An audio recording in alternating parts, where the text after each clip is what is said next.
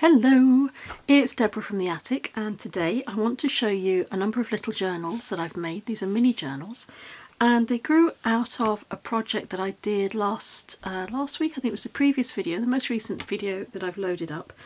And I've been experimenting with different covers and different textures and waxing papers. That's been a bit of a revelation. I really enjoyed doing that. And I've arrived at a design and a style that I'm really happy with, which is why I've made as many as I have, because I wanted to see as many different colourways and as many different textures and signatures inside the books as I could. So I want to talk you through what I have in the little box, because these will be going on my Etsy store a bit later on. So to begin with, this is a mini journal. It's much smaller than my normal journal, and it has 4 signatures. So my normal journals I make 1 large signature. In these I've made 4, and the outer is a paper which I have waxed and I have added texture to, and I think it looks like cobwebs. It's a really beautiful, delicate effect. I've used other papers which I've waxed as well to add decoration to the front, along with some burlap and some lace and 3 little buttons. There's quite a bit of hand stitching here as well. The buttons are hand stitched in place. Obviously all the signatures are hand stitched as well, and there's some machine stitching as well on the reverse of the booklet. It also has a little butterfly on a paperclip, and each of the journals have a butterfly like this on a paperclip, which can be used as a bookmark. And this will lead me into an explanation of how I've done the signatures and why I've done them the way that I have. So to begin with, on the inside is a complementary matching, it's a sort of a mulberry paper. This has been waxed as well to strengthen it, but it complements particularly this little bright blue button on the front. And then on the inside, these signatures, the 4 signatures, they have 10 pages each. So that's quite a lot of pages for doing your writing. So although this is a mini book, there's actually quite a lot in here. Now the way that I've done these is I've included a whole range of different papers and textures and weights of paper to give you maximum options for how you use this. So think of this as a blank canvas for you to fill in. The cardboard is present in each of the signatures, and the reason that that is there is precisely to give you the option of adding things like this. If you wanted to add more paper clips with more charms or maybe some little beads on them, cardboard will allow you to slide the paperclip onto it. If it was just paper in here, it wouldn't really be strong enough to take the weight of a paperclip with something else dangling from it. So that's the reason for including cardboard in each of the signatures. I won't talk you through every single one because they contain the same types of papers, maybe in a slightly different order. In this particular signature then, we start off with this really beautiful little spotty blue card, which I think is a lovely complement to the front cover. And then there is a nice thick ivory paper. This is a paper rather than a card. It's got some really beautiful sort of linen texture on it. There's a piece of craft card. This is, craft paper. This is a bit thinner. This is maybe 80 GSM, whereas the card is perhaps about 280 or 300 GSM. Then there is some plain white paper, and I couldn't resist including some old papers from some books as well. Now this particular paper, the music notation paper, this is from a book which is over 100 years old, and I always like to include something vintagey. I think it just makes the whole thing a little bit more special. Then there's some more plain white paper, and then there's some thicker paper here. This is another of the sort of linen weave. There's some paper that has some lines on it, that if you wanted paper with lines on it for writing on, there is some included. And then there's also an extract from a book of poetry and famous sayings, and this book is just under 100 years old, so again that's something quite special to include. There's some more ivory coloured and linen textured paper, and then the centre of the signature where it is simply tied and the ends are loose. So if you wanted to add beads onto the end of here, or if you wanted to stick some maybe little punch outs, maybe butterfly punch outs or bird punch outs or something like that, you could add these to the ends of here. I've made sure that there's enough space that you could add something like that if you wanted to. And the rest of the book follows the same pattern as we saw in that first signature. As for size, it is about an inch thick.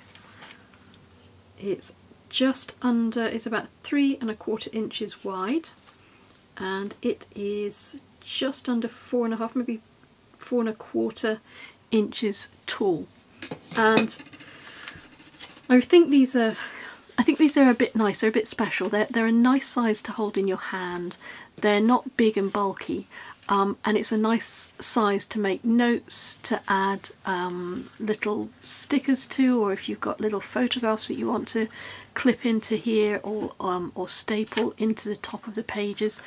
I think it's very user-friendly, and I think it's also a little bit special because the cover is soft, it's very tactile. The signatures have been properly thought about, because I thought, how would I use a book like this? And I know that I would want to have different strengths and textures of papers to add real interest to it.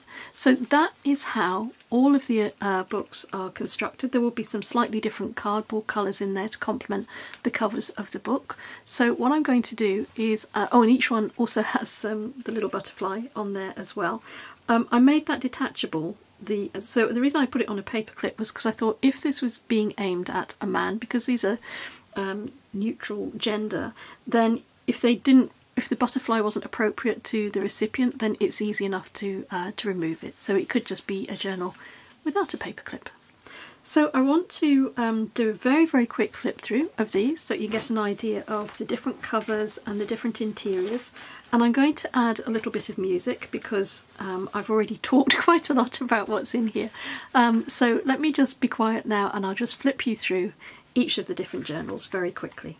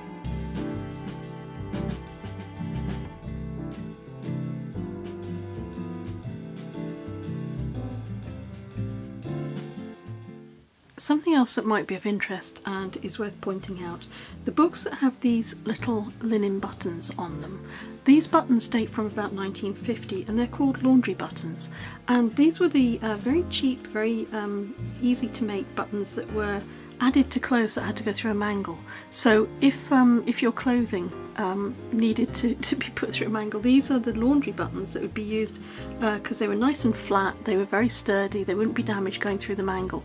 And so these buttons are a little bit special, and I've added them onto some of the journals, not all of them. I think where the design has merited it, that's where the laundry buttons have been included.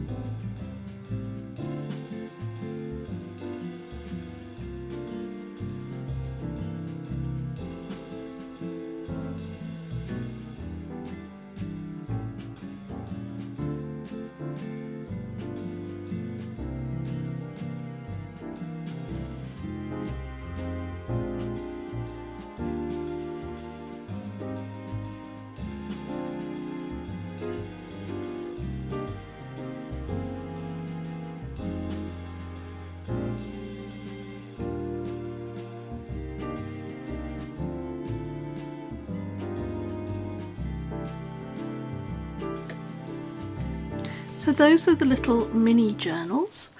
I think they're lovely for personal use as well as gifts, potentially even stocking fillers as well. It's a really pretty little book.